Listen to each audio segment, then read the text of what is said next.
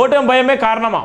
Telangana assembly ఎన్నికల్లో hat-trick కొట్టాలి, తర్వాత వచ్చే లోక్సభ ఎన్నికల్లో తెలంగాణ మహారాష్ట్రలో కలిపి కనీసం 50 ఎంపీ సీట్లు గెలవాలి, తర్వాత కేంద్రం చెక్కని తిప్పాలి, వీలైతే ప్రధాని పీఠం అధిష్ఠించాలి. ఇది ఏడాది క్రితం వరకు భారత రాష్ట్రపతి టీఆర్ఎస్ అధినేత తెలంగాణ మాజీ ముఖ్యమంత్రి కల్వకుంట్ల చంద్రశేఖరరావు ఆలోచన. తను ప్రధాని అయితే రాష్ట్రంలో యువరాజు కేటీఆర్ను సీఎం అవుతాడని కలలుగా అన్నాడు. కానీ నోరు ఒకటి తలిస్తే నొసలు ఇంకోటి తలుస్తుంది అన్నట్లు కేసీఆర్ కలలు పటాపంచలైనాయి. అందుకోసమే చెప్తున్నా కదా, ఏదేమైనప్పుడు చూడు ఇలా తెలంగాణ సొమ్మును ఇష్టానుసారంగా వాడుకున్నాడు కేసీఆర్. ఇలా వేల కోట్లు లక్షల కోట్ల రూపాయలు ఇలా ప్రపంచ దేశాలకు తరలించిండు కేటీఆర్. ఇలా ఎవరమ్మ సొమ్ము ఎవరబ్బ సొమ్ము? ఇలా ట్యాక్సులు కట్టడానికి కూడా ఇలా ప్రజల నుంచి ఇలా ముక్కు పిండి వసూలు చేసేది. ఇవాళ ఈ బీఆర్ఎస్ ప్రభుత్వంలో ఎవ్వరు కూడా న్యాయం జరగదు. బీఆర్ఎస్ ప్రభుత్వంలో ఎవరైతే భజన చేసిందో, బీఆర్ఎస్ ప్రభుత్వంలో ఎవరైతే చెప్పులు మోసిల్లో, బీఆర్ఎస్ ప్రభుత్వంలో ఎవరైతే భుజస్కంధాలపై బీఆర్ఎస్ని నెత్తిన పెట్టుకున్నారో, జెండాలు మోసిల్లో వాళ్ళు మాత్రమే బాగుపడ్డారు తప్ప తెలంగాణ ప్రజలు ఎక్కడ కూడా బాగుపడలేదు. ఏ అయితే ఆత్మగౌరవం కోసం ఆయన గ్రామాలు పచ్చదనాలని చెప్పిండో, లేకపోతే దళిత బంధు, బీసీ బంధు, గిరిజన బంధు, ఇలా KG to PG ఇలా అలానే సమగ్ర సర్వే ఇవన్నీ చేసింది. కానీ సమగ్ర సర్వే చేసి కుటుంబాలను వేరు చేసింది. సమగ్ర సర్వే చేసి ఇలా అన్నదమ్ములుగా ఉన్నటువంటి SC ST BC మైనార్టీలే కాకుండా ఇలా అగ్రవర్ణాలు తన అందరితో ఉన్న నేపథ్యంలో ఈ కులం ఇంత జనాభా ఉంది, సమగ్ర సర్వే చేసి SC కులం ఎంత ఉంది, BC కులం ఉంటుంది, BCలో సబ్ క్యాస్టులు గింత మంది ఉన్నారు, అలానే ఉన్నటువంటి OCలో ఉన్నటువంటి సబ్ క్యాస్టులు ఇంతమంది ఉన్నారు, మైనార్టీ సంబంధించిన వాళ్ళు జనాభా ఇంతమంది ఉన్నారు, దాంట్లో ఉన్నటువంటి ఈ జనాభాలను తీసుకున్నారు తప్ప కేసీఆర్ చేసింది ఏం లేదు.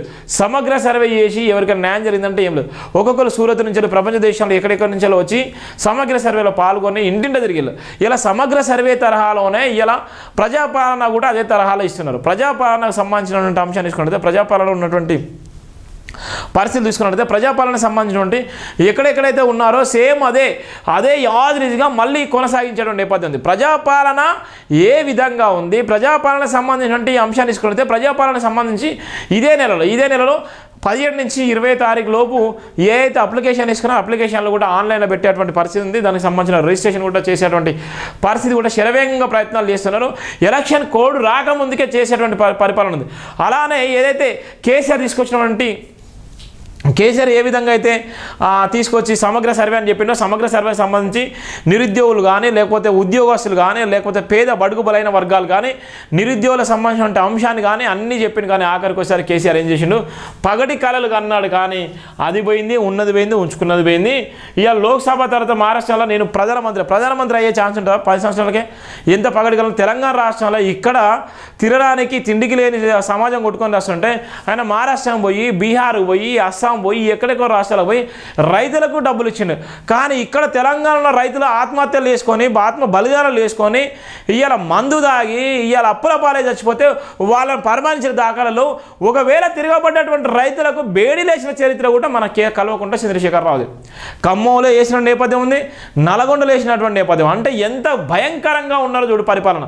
ఎవడైనా ప్రశ్నిస్తే వాని మీద PD యాక్ట్ కేసులు పెట్టేది, లేకపోతే మన మీద అనేకమైన కేసులు పెట్టి, చీటింగ్ కేసులు, ఇదే రకాలమైన కేసులు పెట్టి జైలుకు పంపించిన చరిత్ర కూడా మన కాకదే.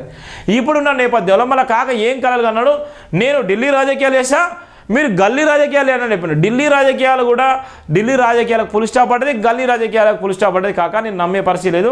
ఇవాళ ఉన్నటువంటి నేపథ్యంలో ఇవాళ ఎంపీగా పోటీ చేసినా మీరు ఓడిపోతారు, ఎంపీగా పోటీ చేసినా మిమ్మల్ని నమ్మేటువంటి పరిస్థితి లేదు. అంత దారుణంగా, అంత అద్మానంగా చేసుకున్నారు 10 సంవత్సరాల పరిపాలనలో. ఇవాళ నీ అహంకారము ఎంత భయంకరంగా ఉందంటే ఇవాళ మామూలు రోడెంబడి పోతుండో కూడా నిన్ను పట్టించుకునే పరిస్థితి లేదు. కాక బీఆర్ఎస్ అంటే ముక్కునే వేసుకునే పరిస్థితి కూడా ఉంది. నీ సొంత కార్యకర్తలు కూడా నిన్ను నమ్మలేని పరిస్థితిలో ఉంది. ఈ తెలంగాణ రాష్ట్రంలో 137 సంవత్సరాల నుండి కాంగ్రెస్ పార్టీ ఎందుకు అంత సక్సెస్గా అయింది, ఎందుకు ఆ విధంగా వెళ్ళిపోయింది, ఎందుకు ఇప్పుడు కూడా కొనసాగుతుంది?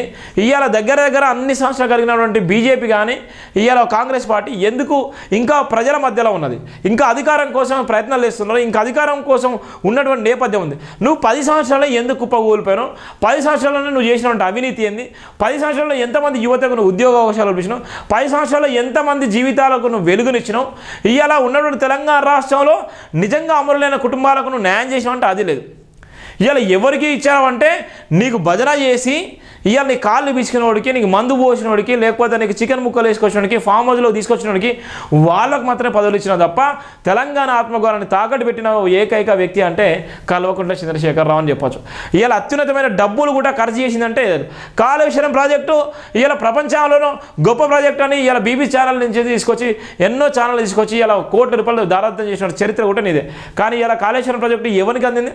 కాళేశ్వరం ప్రాజెక్టు సంబంధించిన ఎంతమంది రైతులు బాగుపడుతున్నారు?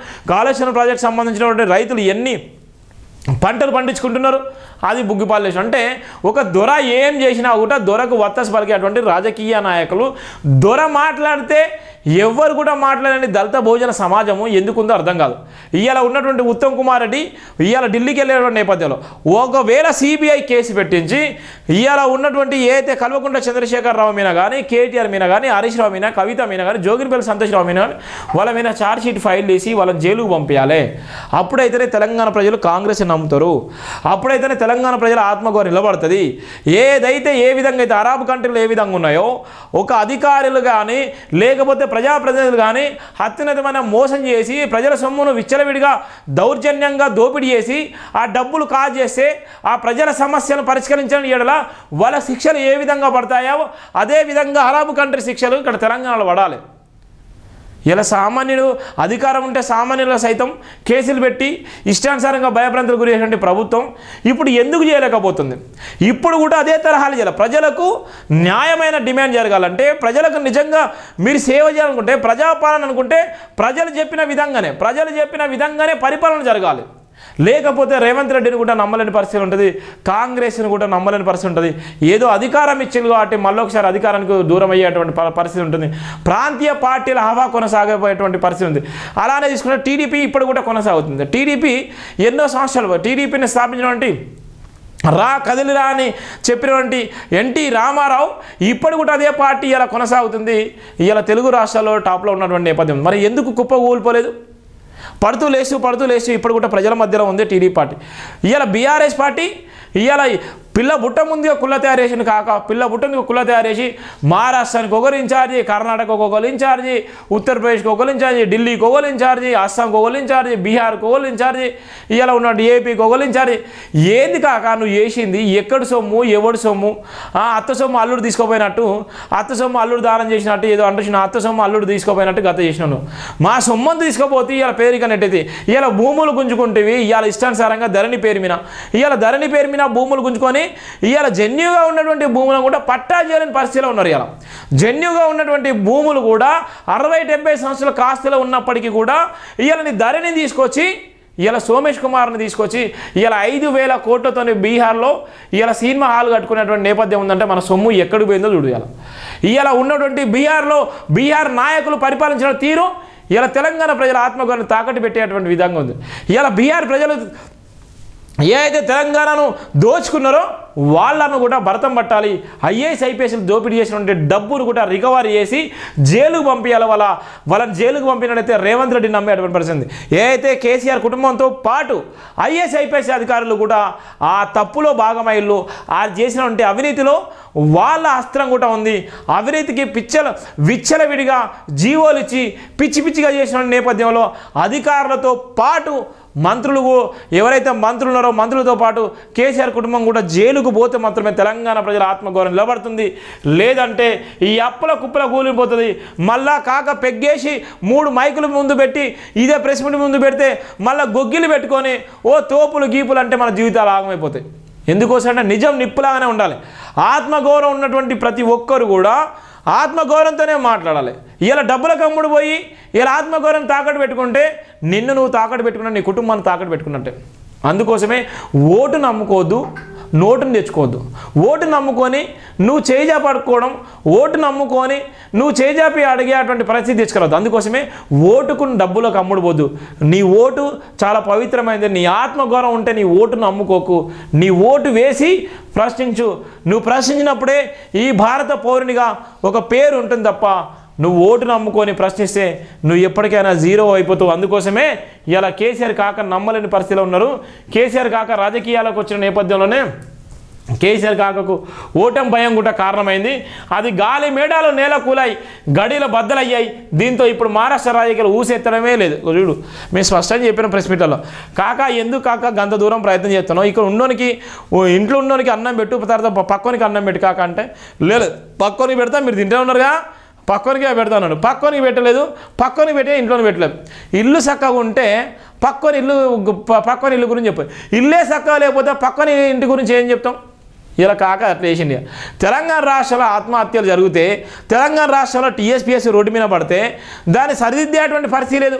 టీఎస్పీఎస్సీ సంబంధించి పడక నోటిఫికేషన్ పడుతుంది. గ్రూప్ 1, గ్రూప్ 2, గ్రూప్ 3, గ్రూప్ 4 సంబంధించిన నోటిఫికేషన్ పడితే ఇవాళ ఎన్నో రోజుల కంచెలు తెలంగాణ రాష్ట్రం వస్తే బతుకులు బాగుపడతాయని చెప్పినటువంటి ఈ విద్యార్థి జీవితాలు బాగుపడుతుంటే విద్యార్థి జీవితాలు బాగుపడలేదు. టీఎస్పీఎస్సీ కూడా నిర్వహించలేకపోయినా వాళ్ళని ముట్టుకొని ఏమైనా జైలు పాలు చేస్తామా లేకపోతే అని చేస్తా అంటే సెట్ చేసిండు.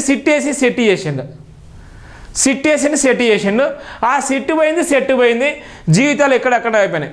ఎంత భయంకరంగా చేసిండంటే కేసీఆర్ కాక చాలా భయంకరంగా చేసిండు, చాలా మోసాలు చేసిండు. ఇవాళ ఉన్నటువంటి అధికారులైనా భయపడుతుంటే అధికారులకు ఇట్లా ఇచ్చినా తీసుకున్నారు. ఏం చేసినావు నువ్వు వైఫల్యం చూడు. ఓటమి భయం ఎంత ఘోరంగా ఉందో, ఇవాళ ఎంత మోసం చేసినావో, నీ అహంకారం ఎంత భయంకరంగా ఉందో. నిన్ను కలవాలంటే 10 సంవత్సరాలు పట్టింది. అదే వెంకటేశ్వర స్వామిని కలవాలంటే నెల రోజుల్లో వెంకటేశ్వర స్వామిని కలవచ్చు. కానీ ఇలా కేసీఆర్ కలవలేని వాళ్ళు కూడా ఇలా మొత్తుకుంటున్నారు. ఇది నిజాలు. ఇలా వెంకటేశ్వర స్వామి కోసం క్యూ కడితే ఇలా వెంకటేశ్వర స్వామి దర్శనం దొరుకుతుంది 24 గంటల్లో. కానీ కేసీఆర్ దర్శనం దొరకాలంటే 10 సంవత్సరాలు పట్టింది. ఆ 10 సంవత్సరాలు కూడా ఆ ప్రగతి భవన్ వైపు చూడలేని పరిస్థితి. అంటే నిజాం పాలన, రజాకారుల పాలన, బ్రిటిష్ వాళ్ళు ఏ విధంగా పరిపాలించాలో కేసీఆర్ పరిపాలన చూస్తే మనకు అర్థమైంది. అందుకోసమే కేసీఆర్ కాక మళ్ళీ ఏం చేసిందంటే, ఎలా పార్లమెంట్ ఎన్నికలు వస్తానే మనం గెలవాలి, మనం చక్రం తిప్పాలి. నువ్వు గెలిచినా నువ్వు చేసేది ఏముంటుంది కాక? పార్లమెంట్ నీ వాయిస్ ఎక్కడుంటుంది? ప్రభుత్వంలో లేవు. నువ్వు అధికారంలో ఉన్నప్పుడు ఎవరైనా గుర్తుపెట్టుకున్నావా? అధికారంలో ఉన్నప్పుడు ఎవరికైనా సాయం చేసినావా? అధికారంలో ఉన్నప్పుడు నిజంగా జన్యుగా ఉన్నటువంటి దళిత బంధు సంబంధించినటువంటి దళిత బంధు ఇచ్చినావా? ఒక జర్నలిస్టులగా ఇచ్చినావా? దళిత బంధు జర్నలిస్టులగా డబుల్ బెడ్రూమ్ ఇల్లు ఇచ్చినావా? ఎందుకు మరి నిర్ణయం చేసుకోలేకపోయినా? ఒక్కొక్క జిల్లా నుంచి జన్యుగా ఉన్నటువంటి జర్నలిస్టులు కనీసం 100 నుంచి 200 మంది 300 మంది ఉంటారు. జన్యుగా ఉన్నటువంటి వాళ్ళు సామాజిక పరంగా తీసుకోవాలన్నా వాళ్ళ న్యాయం చేయనుంటివి. సామాజిక పరంగా తీసుకోవాలన్నా వాళ్ళ న్యాయం చేయనుంటి. ఏ నియోజకవర్గం అంటే ఆ నియోజకవర్గాల నుంచి, ఏ మండలం నుంచి అంటే ఆ మండలం నుంచి నువ్వు న్యాయం చేసినట్టే చేయలేదు. మళ్ళా బీఆర్ఎస్ జోగిన వాళ్ళకే ఇవాళ హరీష్ రావు ఒక్కొక్కరికి ఇవాళ 20 నుంచి 30 కోట్ల రూపాయలు విల్లాలు ఇచ్చిండు. ఒక 60-70 మందికి విల్లాలు ఇచ్చిన చరిత్ర కూడా వాళ్ళకు ఉంది. 60-70 కోట్ల రూపాయలు ఒక్క విల్లా, 5 కోట్ల రూపాయలు విల్లాకు సంబంధించి విల్లాలు ఇవాళ ఉత్తగా ఇచ్చిండు. ఇవాళ భజన చేసినటువంటి మీడియాలకి, ఇలా స్టాఫ్ రిపోర్టర్లకు, కొంతమంది ఎడిటర్లకి. అంటే ఎవరైతే కులం బలం ఉంటుందో, ఎవరైతే వెలమ ట్యాగ్ కానీ, రెడ్డి ట్యాగ్ కానీ, ఇవాళ బీసీ ట్యాగ్ కానీ ఉంటే వాళ్ళకి ఇచ్చి తప్ప ఒక దళితులు కూడా ఇవ్వలేదు.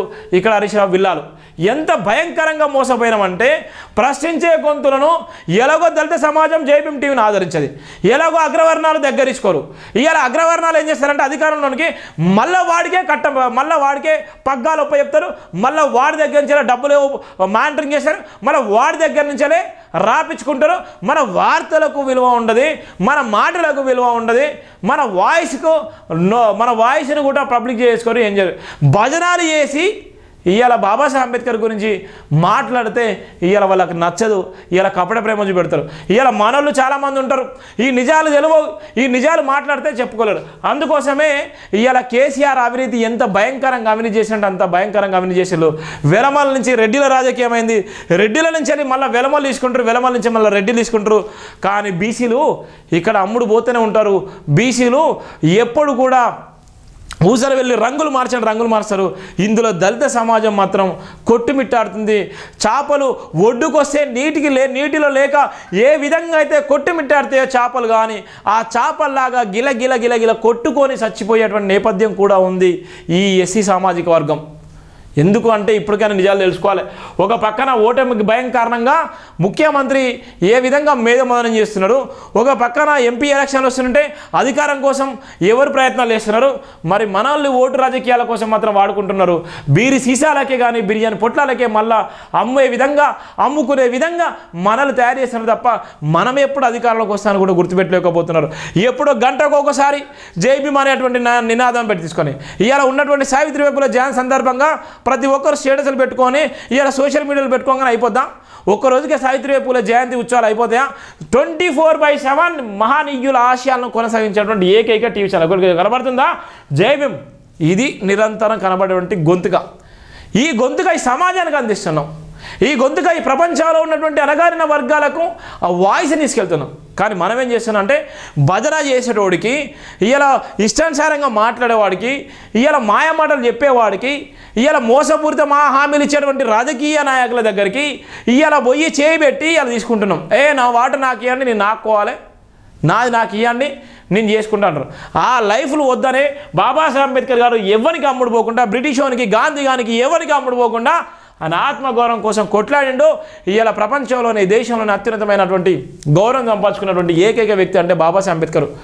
ఏ రెడ్డికో, ఏ వెలమకో, ఏ బీసీకో ఎవరికి లేని గౌరవం కూడా ఒక బాబాసాహెబ్ అంబేద్కర్ గారికి వచ్చింది.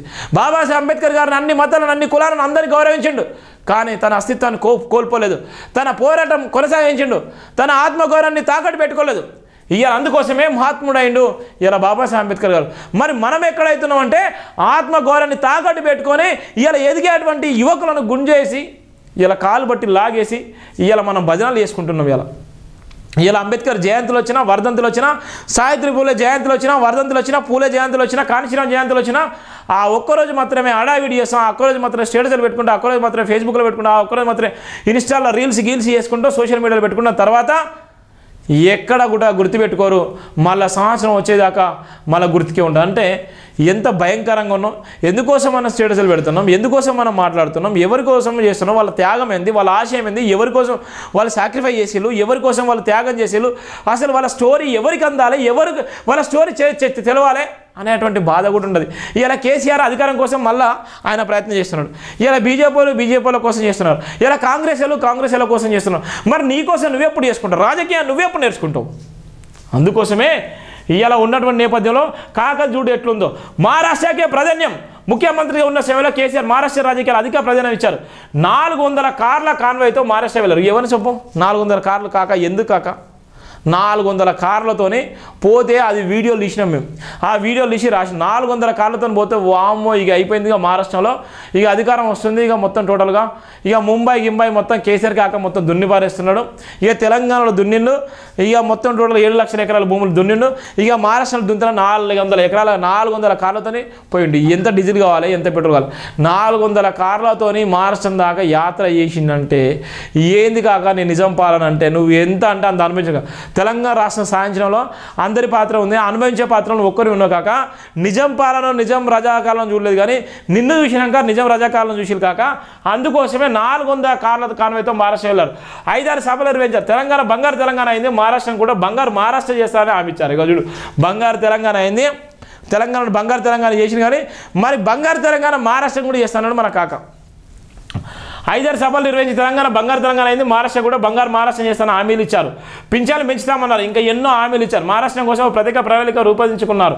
గులాబీ భాష వివిధ పార్టీ నేతలకు ప్రగతి భవన్ పిలిపించుకొని నేర్చుకున్నారు. కార్యాలయాలు ఇక పార్టీ కార్యాలయాల కోసం మహారాష్ట్ర ఇన్ఛార్జిగా తన బంధువుని నియమించారు. వివిధ ప్రాంతాల్లో పార్టీ కార్యాలయాల్లో ప్రారంభించారు. నాగపూర్లో కార్యాలయం ప్రారంభానికి 400 కార్ల కాన్వాయ్తో తెలంగాణ నుంచి మహారాష్ట్రకు వెళ్లారు. మహారాష్ట్ర నుంచి మంచి స్పందన వస్తుందని లోక్సభ ఎన్నికల్లో కనీసం 20 నుంచి 30 సీట్లు గెలుస్తామని లెక్కలు కూడా వేసుకున్నారు. స్థానిక సంస్థల ఎన్నికల్లో బీఆర్ఎస్ అభ్యర్థులు గెలిచారని ప్రచారం కూడా చేశారు. ఇప్పుడు అంతా నిశ్శబ్దం. అధికారంలో ఉన్నప్పుడు దూకుడు ప్రదర్శించిన కేసీఆర్ ఇప్పుడు పూర్తిగా సైలెంట్ అయ్యారు. తెలంగాణలో ఇంత అభివృద్ధి చేశామని అక్కడ ఉదరగొట్టి ఇప్పుడు సొంత రాష్ట్రంలోనే పార్టీ ఓడిపోవడంతో తల ఎత్తుకోలేని పరిస్థితి. మహారాష్ట్ర వాసులకు ఏం చెప్పాలో అర్థం కాని సంకట స్థితిలో కేసీఆర్ ఉన్నారు. మరోవైపు చేరికలు ఆగిపోయాయి. తెలంగాణ వాసులకు తెరుచుకొని ప్రగతి భవన్ గేట్లు నాడు ఇతర రాష్ట్రాల వారికి తెరుచుకున్నాయి. ఇప్పుడు కేసీఆర్ ప్రగతి భవన్ కాల్ చేశారు. దీంతో మహారాష్ట్ర నేతలు ఇటువైపు కూడా చూడడం లేదు. కేసీఆర్ కూడా ఎలాంటి ఆలోచన చేస్తున్నారో కనిపించలేదు. త్వరలో లోక్సభ ఎన్నికల షెడ్యూల్ పరిస్థితి చూస్తుంటే త్వరలో లోక్సభ ఎన్నికల షెడ్యూల్ వచ్చే అవకాశం కనిపిస్తుంది. ఫిబ్రవరి మొదటి వారంలో షెడ్యూల్ విడుదల అవుతుందని బీజేపీ నేతలు చెబుతున్నారు. జాతీయ పార్టీలు కాంగ్రెస్ బీజేపీ ఎన్నికలకు సమయత్వం అవుతున్నాయి. తమది కూడా జాతీయ పార్టీ అని ప్రకటించిన కేసీఆర్ మాత్రం మహారాష్ట్ర పోటీపై ఎలాంటి నిర్ణయం తీసుకోలేదు. ఇప్పుడున్న పరిస్థితి చూస్తుంటే కేసీఆర్ మహారాష్ట్రపై చేతులు ఎత్తేసినట్లు అన్న అభిప్రాయం వ్యక్తం అవుతుంది. ఒకవేళ పోటీ చేసినా ఓడిపోతే పార్టీకి మరింత నష్టం జరుగుతుందని కూడా ఏర్పడే విషయం. అందుకోసం అధికారం ఎవడి అబ్బస్ వద్దు కాదు.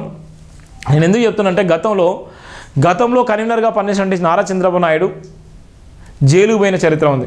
ఇదే ఉన్నటువంటి అటల్ బిహారీ వాజ్పేయి ఒక్క ఓటుతో ఓడిపోయిన చరిత్ర ఉంది. ఇవాళ ఉన్నటువంటి జయలలిత అమ్మగా పిలుచుకున్న జయలలిత కూడా ఇబ్బంది గురైంది. ఇదే ఉన్నటువంటి ఎన్టీ రామారావు ఘోరమైన చావు చనిపోయాడు.